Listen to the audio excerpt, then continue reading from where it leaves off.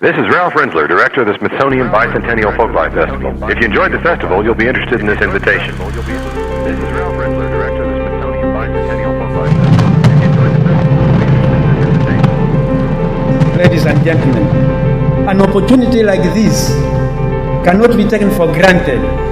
This evening, we are going to be beating our hearts out for you all, so I want to see people enjoying themselves.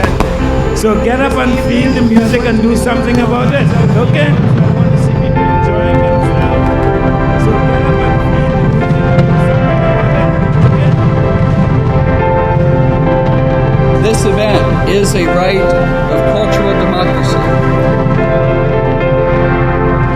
This event is a right of cultural democracy. We have many, many partners, you included. I encourage you to stand alongside with us as we travel this journey year after year. I encourage you to stand alongside with us as we travel this journey year after year.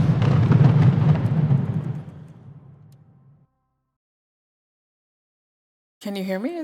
Okay. Good morning, everyone. Wow. Good morning, everyone. Oh, there we go. That sounds like the Folklife Festival. Assalamu alaikum. And thank you all so much for being with us. My name is Sabrina Lynn Motley. I'm the director of the Smithsonian Folklife Festival, and it's my great pleasure to welcome you back to the National Mall after way too many years of being away. Before we continue, I want to take a moment to honor our ancestors whose dreams we carry and the future whose trust we hold. This festival has been, as I said, a long time coming, and it is the work of many hands and many hearts. A lot of people who you'll see running around the mall, they're not here, but I'm hoping that they're listening, and please join me in thanking them for their work, their dedication to not only the festival, but also the mission of the Smithsonian, and again, their tireless efforts on behalf of culture and connection. So we celebrate you all.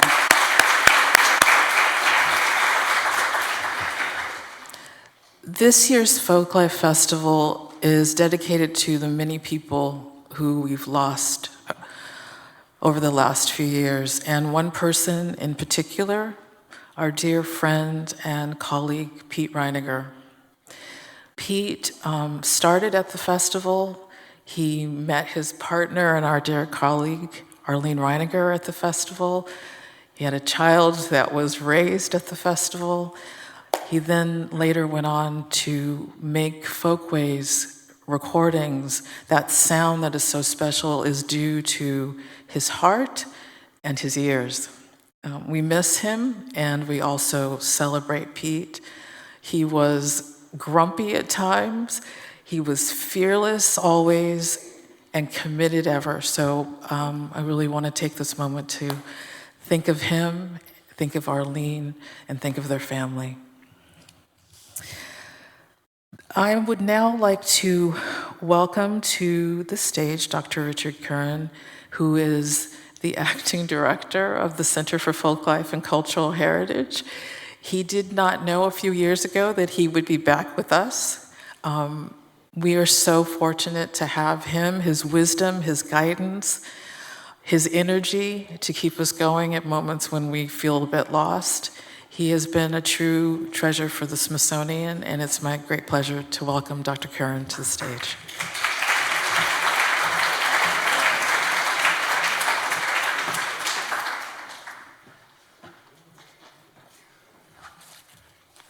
Thank you, Sabrina, and thank you to all of you for being here this morning. On behalf of the Smithsonian Institution, I want to welcome you all to the opening of the Folklife Festival, and inside we're a little dry, which is a good thing. Now, the festival takes place outdoors on the National Mall. You've seen some of the images, and as those longtime people who go to the festival know, what the National Mall is. But for those of you, our brothers and sisters, joining us from the UAE or joining us from other countries may not know about that National Mall. And when you text or you call your relatives back home, you'll say, you know, I'm on the National Mall. And they'll ask you, well, are there nice stores there? Is it a shopping mall? What kind of mall is this? So the National Mall of the United States, as you will get to know intimately, is really the spiritual center of our country. It is the Capitol, the U.S. Capitol building at the East End, the Washington Monument in the middle, the Lincoln Memorial to the west, the White House close by. And the National Mall is the place where the presidents of the United States make their speeches, connect with the people who've elected them. It is the place where Martin Luther King gave his famous I Have a Dream speech. And it's the place where the American people gather to express themselves and carry on the work of democracy. It really is the symbolic core of our country, and it's surrounded by our national museums. You're in one, the National Museum of Asian Art. It's surrounded by the National Museum of American History, of African American History and Culture, Native American Museum, Natural History, the Air and Space Museum. And it contains the treasures important to the American people, to world culture and the history of humanity, and the natural world. In 1967, the head of the Smithsonian, Dylan Ripley, considered the items in our collection. He said, you know, these are all amazing things in our collections. But every one of them had been discovered or found by some people. They were made by people. They were used by people. They had meaning to people. And he looked at our amazing collection of things and musical instruments, and he said, well, the musical instruments are amazing. They're great. We have in our collection a whole history of how human beings have made music through their instruments. But what about the people that play them? What about the people that sing to them?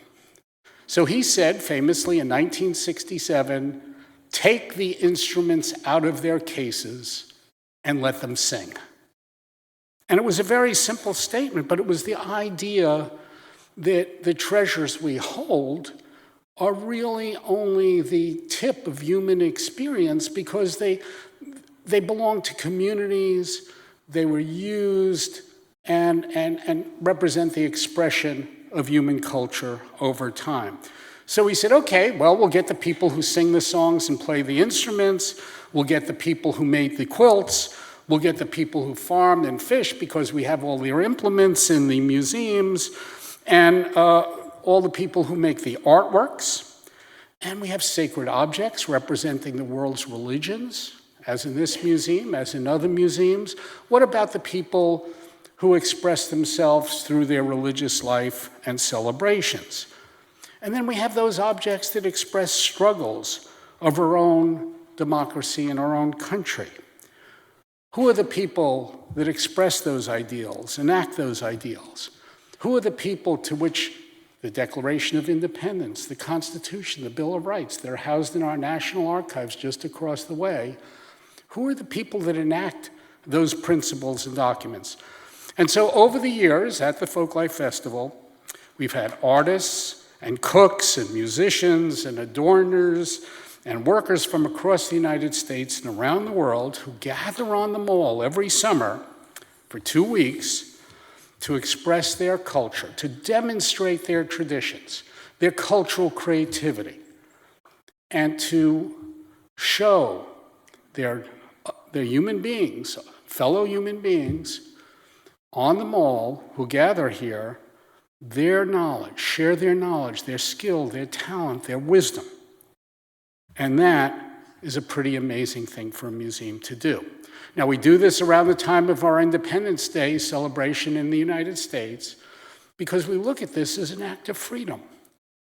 Everyone has a right to their culture, to their identity, to the use of things that have been passed down to them and the things they want to pass on to their children.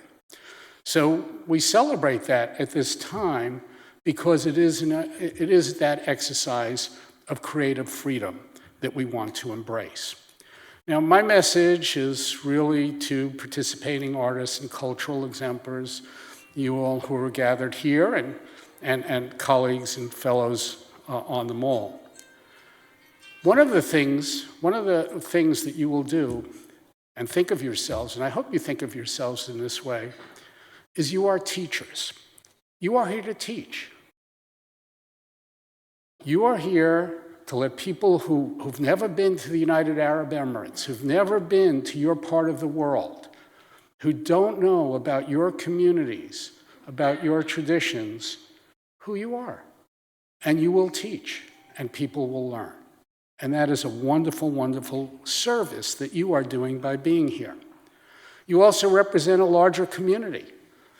Each and every one of you embodies the traditions of teachers, of exemplars, of people that have guided you on the way.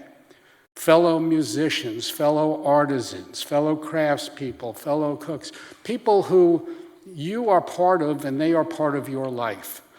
And I hope you feel proud of your representation of your communities. Now, let me promise you a few things. So over the next 2 weeks, I promise you rain. That has been fulfilled. I promised you humidity. You felt some of that yesterday, and you will feel a lot more of that in the 2 weeks to come.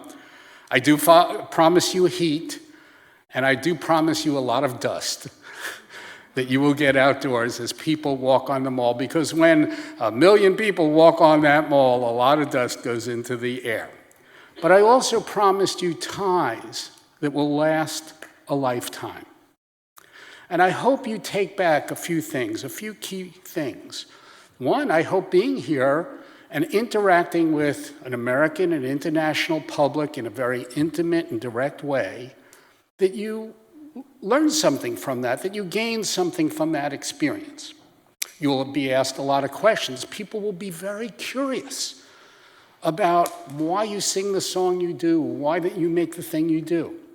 And I hope that gives you the inspiration to say, I'm kind of learning how to present to people who may not know about my tradition, my community, the kind of work I do. So there's one thing I hope you do learn, those lessons.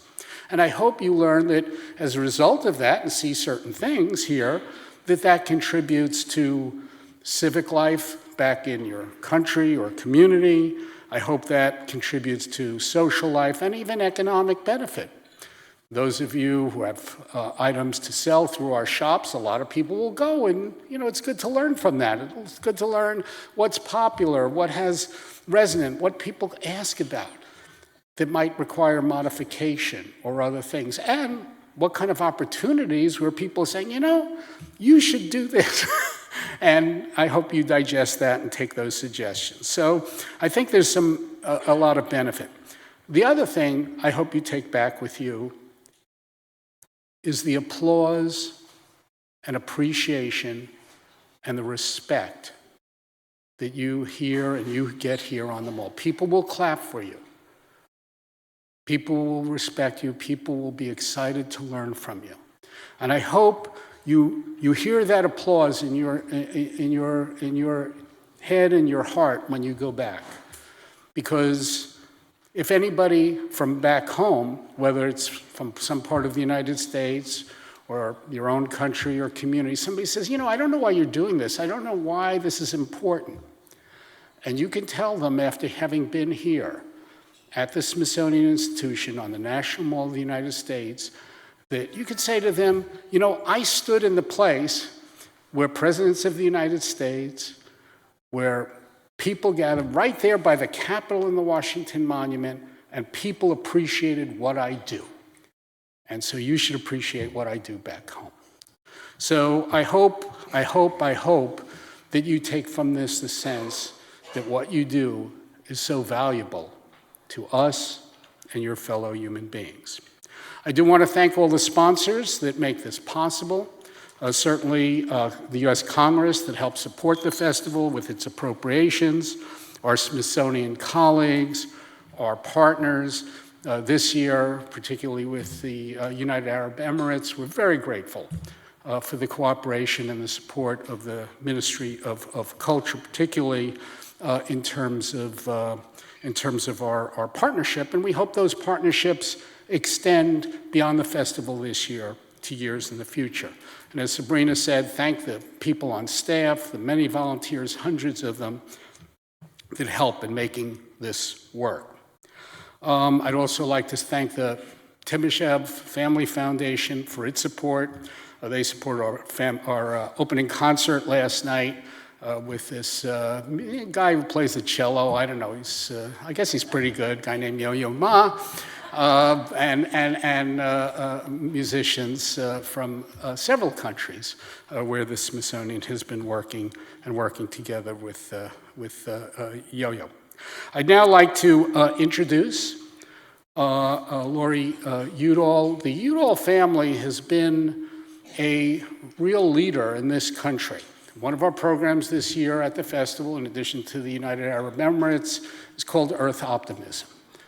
And we'll be hearing about that program. But the Folklife Festival started in 1967 under the leadership of, well, the Smithsonian and the Department of Interior, because we had to use the Park Service. Stuart Udall was the Secretary of the Interior, and he was really a pioneer of the environmental movement and established all sorts of wildlife refuges, national seashores, was responsible for a spate of legislation. Wrote a book back in 1963 called The Quiet Crisis about issues of pollution, the sustainability of the environment, the threats to our environment. Well, that crisis is not quiet any longer. That crisis is with all of us today. And so the family has been so active over the decades. I'd like to welcome to the stage Laurie Udall.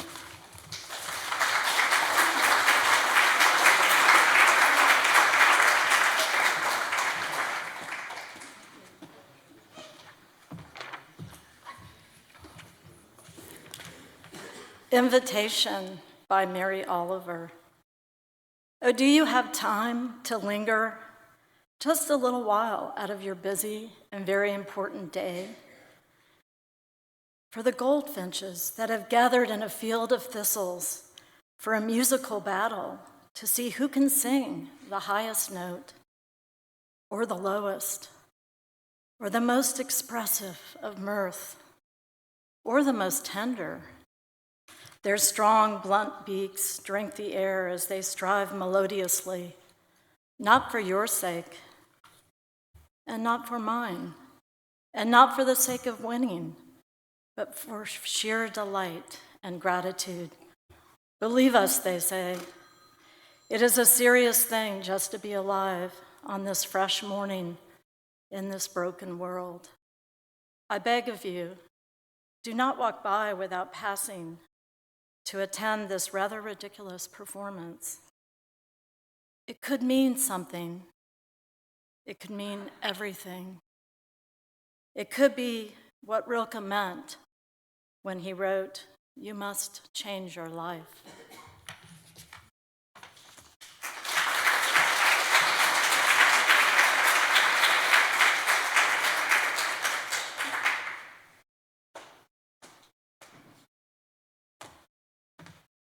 Good morning, everyone. I'm Ruth Anna Stolk, and I'm one of the founders of the Smithsonian's Earth Optimism Initiative, and I'm really pleased to be here. Thank you, Laurie, my friend and colleague and inspiration, for that reminder of why we are here. That's what Earth Optimism is about, an invitation to be moved by nature and by art, and by the people who participate. 6 years ago, I sat at the National Gallery Sculpture Garden across the mall here with marine scientist Nancy Knowlton, She was tired of gloom and doom in the scientific community. We were scaring people into apathy and inaction. She had discovered that by studying what was working in conservation, her students were more likely to actually want to pursue careers to improve the situation instead of just writing obituaries for the ocean. Her work in the oceans really moved people. So Nancy was on a mission to change the narrative. She wondered if we could collect a lot of success stories across ocean and land, forest, agriculture, even business, and across myriad communities. Could we create a global Earth Optimism Summit? Thanks to an army of colleagues, many are here in this room, we put together on a shoestring budget a launch of Earth Optimism. And we did that on Earth Day in 2017. That was 5 years ago.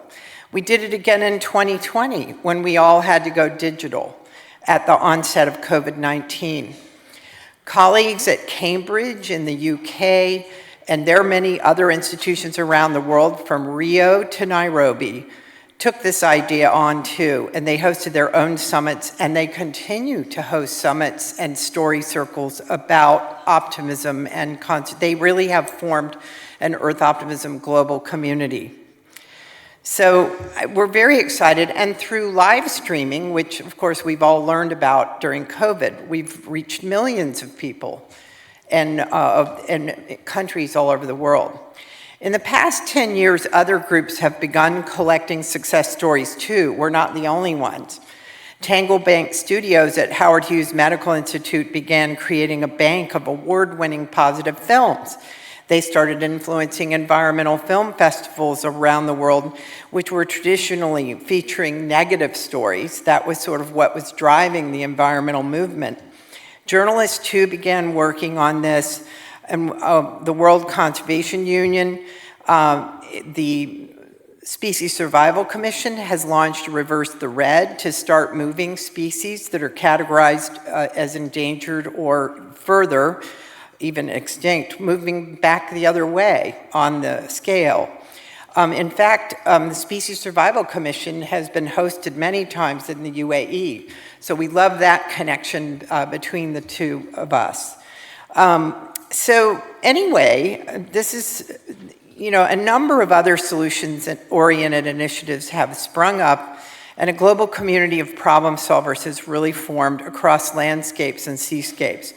And now, thanks to the vision of Sabrina Lynn Motley, who heads up the Folklife Festival, and a tiny band of curators and creative folklife staff, you will see Earth Optimism in a new form this time. You may have noticed the INSO circle behind me, which has been adapted by the creative people at the Folklife Festival, but that was originally designed by people in Hawaii. The Nalu creative team is here with us today, which is terrific. They designed the original INSO circle to express the idea of Earth Optimism, that our work isn't ever finished. We're always on our way. People have poured in from places all over the world to share their stories, to cook, to sing, to sell crafts, to co-create art installations, and to talk big picture ideas live from a studio on the middle of the mall after the rain stops. Such stories are hallmarks of the Folklife Festival for decades. It's not the first time that stories like this have been told. It's just that this time we're putting it all together in a giant camp. You might as well just call it a conservation camp, and you'll have exposure to the culture of conservation. The Maasai are here. They're inventing new ways to manage grasslands so that animals can move where they need to move while people make a living for themselves. People from American Prairie Reserve in the Great Plains of North America are working on grassland management. Seed broadcasters from New Mexico are capturing stories that sustain our agriculture. Around the world, in 80 Fabrics is joining us, sharing fibers made of tree bark in Uganda and yaks from Mongolia's grasslands, while students are inventing new fibers that are safer for the planet through bioengineering. I can't even read my own writing, but I did want to say that people are growing mushroom leather out on the mall. You'll see that. They're also making vessels, bottles out of mushroom. The Fijians who have joined us, some of whom have never left their villages, are replanting their landscapes to fight sea level rise while also creating stunning handiwork that's going to be for sale in the marketplace here. Dozens of people from the Chesapeake Bay are representing a massive effort to introduce oysters, trillions of oysters to the Chesapeake, and which is bringing back fishing communities, the food industry, and plus the whole ecosystem. So I don't even, at the last count, I heard there were 70 people coming in from Annapolis and other areas around the Chesapeake. It's very exciting. Jeff Hall has brought his team up from Panama's Agua Salud agroforestry initiative, and that's very exciting. They're discovering new species of trees to plant that are better for the people and also help retain water in the soil and keep the Panama Canal from flooding. And in the Folklife studio, weather permitting, more than 70 experts, entrepreneurs, chefs, and writers will discuss big picture changes already happened and things that are underway. For instance, a big forestry movement in this country started at the turn of the last century, and we'll have the head of American Forests with us tomorrow, if it's not pouring. Anyway, these conversations are going to happen before a studio audience here on the mall and also be live streamed to the world. There are a lot of big picture things that have already happened in this world that sometimes we forget about. For instance, a whole generation that goes to the gas pump now has no memory of leaded gas. Think about that. And now, vacant lots in cities are being planted with trees because communities are demanding shade, which cools us and contributes to our physical and mental health. Communities in cities and rural areas are teaming up to get access to solar power and electric charging for vehicles. Who knew that all this stuff was going to happen in the last 50 years? Financial institutions and entrepreneurs are putting value on nature. Nature is no longer a luxury, it's essential. Of course, many cultures have known that all along, and that has been an expression of this festival for all these years, which Richard mentioned. All these efforts are happening now. It's not in some future time. People are all around us, wherever we are, solving problems in a big global community. For a few days, we can think of Earth Optimism as a country, a global community with a state of mind to help others make things work. This is the perfect way. This is the perfect antidote to the empathy exhaustion Yo-Yo Ma talked about last night so effectively. The people you will meet are making it possible for us to live peaceably on the planet with giraffes, jaguars, bears, wolves, foxes, oysters, trees, ginseng, birds, mushrooms, and cattle even. They are making it possible for us to find good food that replenishes the earth, springing from the soil, that is drawing down carbon and filtering our water. They are creating useful items and job opportunities out of trash, and ways to transport ourselves that touch the planet more lightly and stop the flux of plastic into our oceans. I only wish the resources existed to create a giant global story bank that we could all access any time of the day or night in the same way that we look for the weather. Maybe that is somewhere in our future. But then again, in these coming summer days, we can simply talk to the people who are doing the work, and we can be inspired. The Earth Optimism team thanks Sabrina and Richard for their vision of bringing this project to the Folklife Festival. And my personal thanks go to the Earth Optimism curatorial team, Betty, Arlene, Aaron, and Molly, and the ever-resourceful festival staff. We've always dreamed of working with people who actually know how to do events. So this has been great fun. And myriad stakeholders of the Smithsonian Conservation Commons. Among the science parts of the Smithsonian, but also the cultural parts of the Smithsonian that really came together under the banner of Earth Optimism. I also want to thank Tanglebank Studios, Howard Hughes Medical Institute, which is celebrating 10 years of its existence. I want to thank Roger Sant and the Honorable Doris Matsui, Amtrak, Ford, N. Kaiser and Doug Lapp, Shasharuna Foundation, Shared Earth Foundation, and United. So it took a community of funders to help us do this as well, plus a ton of in-kind help. Thank you all so much for coming, and we're really excited to have you here, and let's have some Earth optimism.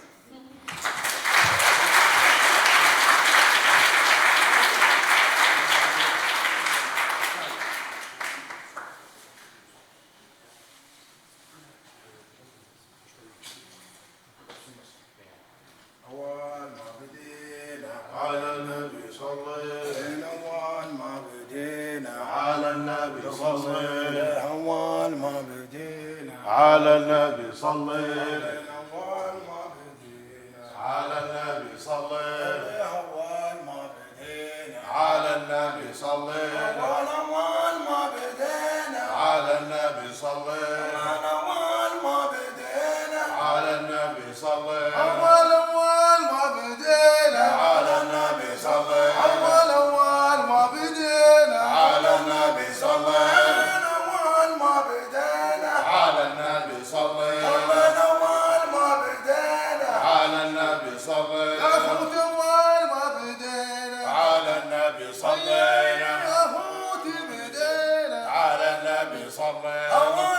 ما بدينا على النبي صلي أول ما بدينا على النبي صلي أول ما بدينا على النبي صلي صباح الخير رزقك على الله يعطيك يا الله صباح الخير رزقك على الله يعطيك يا الله صباح الخير رزقك على الله يعطيك يا الله صباح الخير رزقك على الله يعطيك يا الله صباح الخير رزقك على الله يعطيك يا الله صباح الخير رزقك على الله يعطيك يا الله صباح الخير رزقك على الله يعطيك يا الله صباح يا الله صباح الخير رزقك على الله يعطيك يا الله صباح الخير رزقك على الله يعطيك يا الله صباح الخير رزقك على الله يعطيك يا الله صباح الخير رزقك على الله يعطيك يا الله صباح الخير رزقك على الله يعطيك يا الله صباح الخير.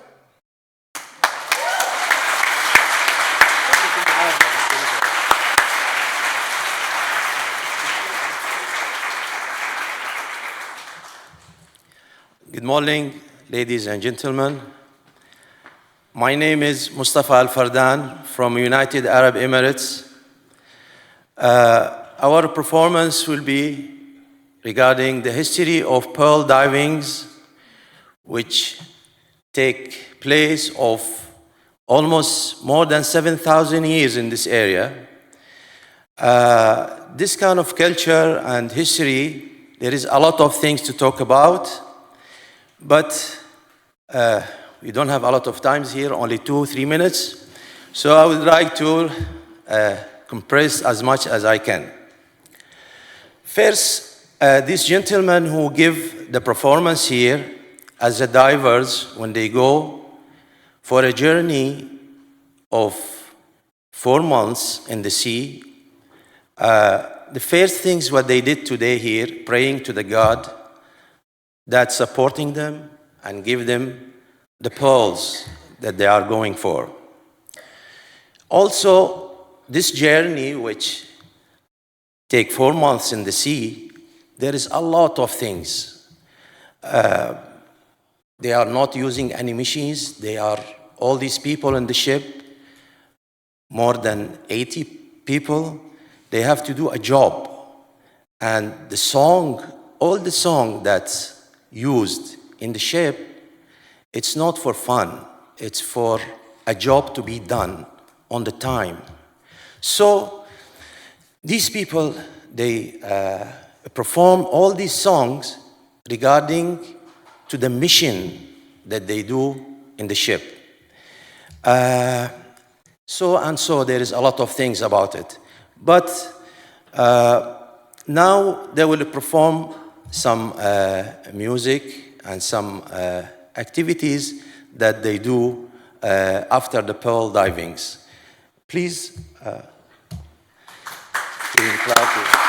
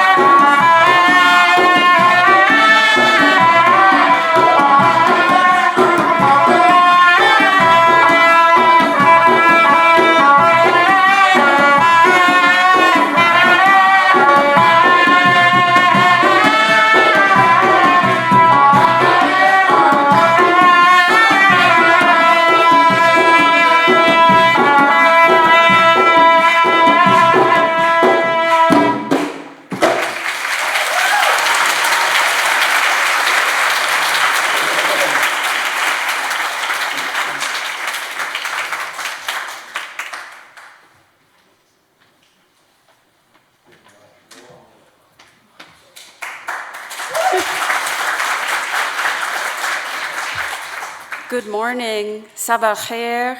I'm so happy to be with you this morning. My name is Rebecca Fenton. I'm one of the co-curators of the United Arab Emirates Festival program, along with my colleague Michelle Bambling. We would like to acknowledge the presence here of several of our colleagues from the United Arab Emirates Ministry of Culture and Youth. We have benefited so much from their partnership and their vision. It's my pleasure to introduce the Undersecretary of the United Arab Emirates Ministry of Culture and Youth, His Excellency Mubarak Al Nakhi.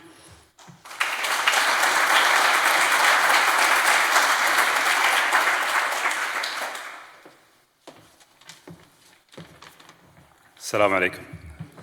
Sabah al khair. And dear friends, I'm honored to be here today and be part of this amazing experience. The Smithsonian Folklife Festival has been celebrating the culture of the globe for the past 55 years.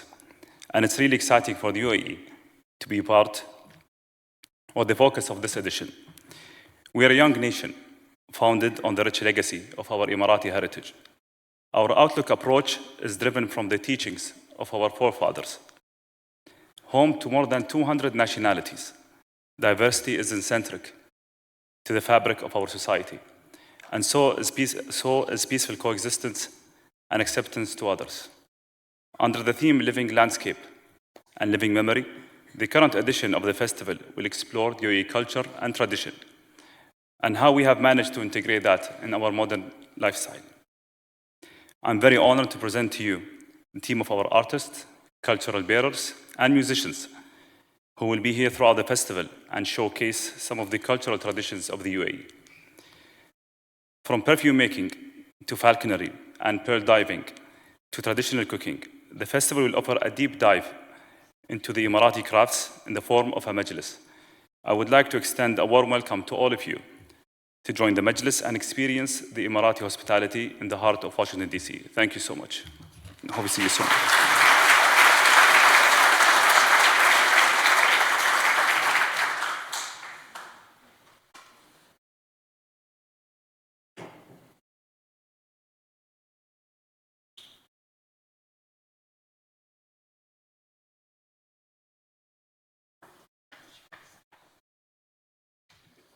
Hi, me again. At this time, I'd like to welcome some more artists to the stage who are part of our wonderful UAE delegation, Meyer Al-Suwaidi and Mohammed Hosni.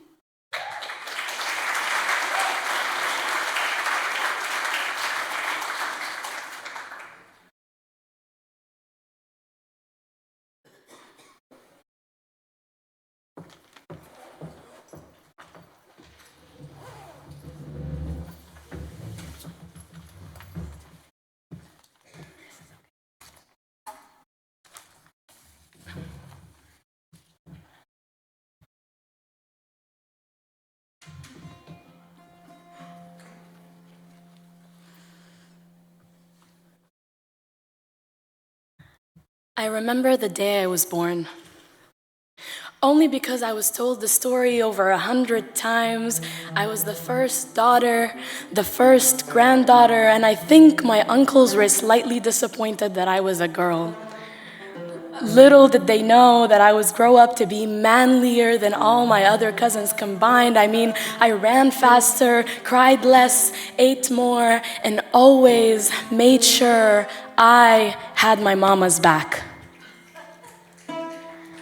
I remember the day I was born. My mama wanted to name me Samar. After the moon's ever-present long shadow, she wanted me to be the blackness of the night. She wanted me to be the late-night romantic conversations in the desert. She wanted my beauty to stem out of my name. She wanted me to be a poet. An Arabic poet, though. But according to my grandmother, Samar was not traditional enough. What about mahabba? My mama suggested hopefully, mahabba is the love my mama longed for all her life, for she was too busy giving it to her younger siblings. But my father thought that mahabba was too old, too traditional, and he wanted his daughter to have a young soul like his. My mama decided to call me Meitha eventually. And when I asked her why, she told me that it pleased everyone else. Maybe what my mama endured for 9 months was not enough for her to name her firstborn. It wasn't enough that for 9 months my mama carried my fragile body in her fragile body. It wasn't enough that for 9 months my mama had cravings but selflessly fed her 12 younger siblings before eating. My mama is selfless like that. My mama is selfless like that. She tells me her pregnancy is easy, but I know it wasn't. She cries and aches only during her sujood so that we never see her tears fall, and when she's done praying, we can only see swollen yet smiling eyes. You see, my mama is like me. إلى أمي الحبيبة، أريد أن أهديك كل البلاغة في هذه الدنيا لأشفي كل الآلام التي استعرتها من الدنيا. أريد أن أقدم لك تشبيهات نزار وكلمات كاظم. أريد أن أهديك كلماتي الباهتة هذه: اقبلي مني المحبة، اقبلي مني المحبة في ليالي السهر والسمر، لأنني لا أستطيع أن أقدم لك الكثير عدا الأحضان والكلمات، فاقبليهم مني. I may not be the mahabba or the summer that you wanted, but I am Metha, I am Metha, Metha, the fertile land where you can plant all your love in, and without you knowing, Mama, you planted in me all the strength I needed to heal the broken people I have loved. You planted in me faith that I needed to put my pieces back together when my love was broken. You planted in me deep-rooted pride in who I was, am, and choose to be, and no matter where I end up, Mama, I will carry this ever-greening land within me, the land that you planted, nourished, watered, and all of its love and harvest will be from you and for you.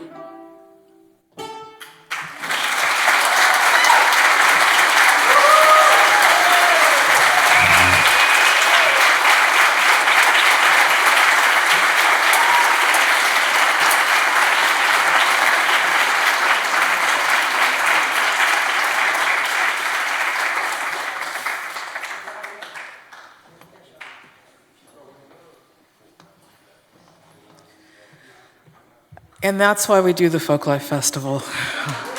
Thank you so much.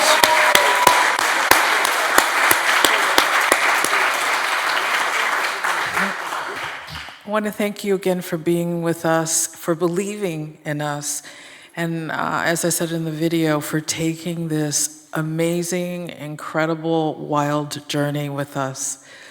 We typically do some bell ringing or something, but I think we've got another sound we're going to share to officially open the festival, although we're going to have a soft opening today as we recover from the rain and have a big celebration tomorrow. These are good days for us, and I want to thank you again for being here. All right, thank you. Thank you. Thank you all. Thank the incredible staff who made this possible. We got some help from colleagues at the institution, as we always do. Katie, Alex, Nicole, all of you. You help us make this, as Richard said, we were able to make the instruments sing on the National Mall. Have a good day, stay dry, and we'll see you outside.